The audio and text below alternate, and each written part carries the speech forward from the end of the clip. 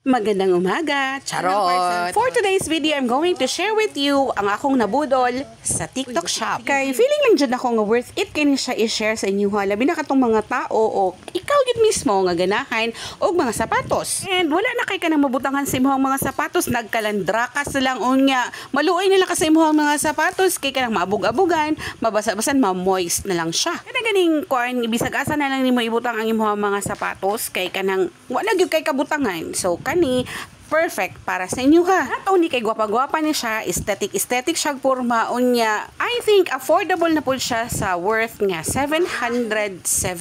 So tara, ubanin niyo si Vince og ako nga mag-unbox sa amo ang parcel today. So ang unang-una nga nakita na ko niya siya, of course, nag-scroll ko sa TikTok shop. I-share lang din ako sa inyo ha kay ang kaning klase manggoy sa butanganan sa sapatos or shoe organizer. Pwede po siya mahimong organizer sa ubang mga butang kung nakadepende lang yun sa inyong trip o sa inyong artistry. Kay dili pud baya lalim na mamalitag sapatos no unya kay mabug-abugan lang, dali ra siya maguba, dali ra siya ma-discolorate. So for me, better gid kay siya kung nakay item nga ingon ani. It's because nga imuhang ma-protect ang imuhang mga sapatos para dugay ang iyang lifespan. Of course, tara. Basta ganin ako yung mga parcel abtik gyud kay ni siya. Abtik gyud kay ni si Vincent mga break kay ganahan kayo siya sa feeling nga mag-unbox as in. Pasalamat na lang pud ko nga kanang abtik-abtik puding bataan ni siya kay para ako'y mag-video sa iyahan niya. Ako na lang i-voice over like this. So eto na nga, na-open na. Ing-ani ang iyahang itsura mga guys. Dili siya kay nang totally good nga transparent ang tanan, but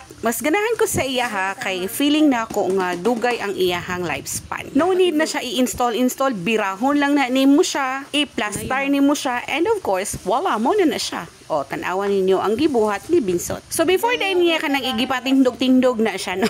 Kanang item na is, nagtanaw pa po siya sa guide kung unsaon pag-install sa gamit. Very good kayo ang ihang mga nahuna-hunaan kay kabalo na siya kung unsaon. So, ako alam po na siyang gi-assist in order for that item nga matarong og butang kay na basig mabikil de ay ang 700 kapin bayo. Dili gid ba tado na hano kay makapalita dayon. Huy, ingon ani na ang iyang itsura. Di ba mga guys, nice kayo. Very aesthetic ang iyang forma. Actually, ang iyang mga compartments are actually dagko. Pwede nimo siya masudlan og mga sapatos sa mga bata nga duha ka buok sa isa ka butanganan. Pero kung dagko na, isa ra gid ka buok kay para cute gid pud siya tan-awon. Unya, ma-serve ang iyang purpose. Unya, kung gusto kag lahi ang imong ipangbutang niya, pwede ra sad kaayo, depende ra gid na sa imuha ug unsa imuhang gustong ibutang ana. At eto na nga, nilagay na ni Vincent ang among butanganan og sapatos diri sa amo ang pizza hagdanan kay mao man gini akong ginabutangan sa akong mga sapatos. Actually, tag isa-isa ka sapatos kada ang hagdanan diha na akong ginabutang kay dion kayo diri init og okay lang ang iyang temperature diri dapita. So, ang akong mga sapatos naa na gyud aesthetic nga butanganan og dili na sila abog-abogan, di na po sila matugnawan kayo, di na po sila mainitan, o di na po sila matalsikan og mga something kay kani mga diri dapita kay duol lang sa among kusina. Dugay nagid ko nangarap nga makapalit og butanganan sa sapatos kay actually daghan-daghan pud ni sila. So another ipon challenge na pud para sa ako kay gusto ko pa ko madungagan pa ang butanganan sa akong mga sapatos kay para ma-plaster gid sila ba no. Unya na pa pud ba yung mga sapatos ni mga bataan ni o dapat naapoy taro nga butanganan ng ilang mga sapatos kay para dili mamahimong eyesore ang mga shoes bisag asa lang makita na sa gawa, sa skilid, sa sala, sa gawa silang kwarto.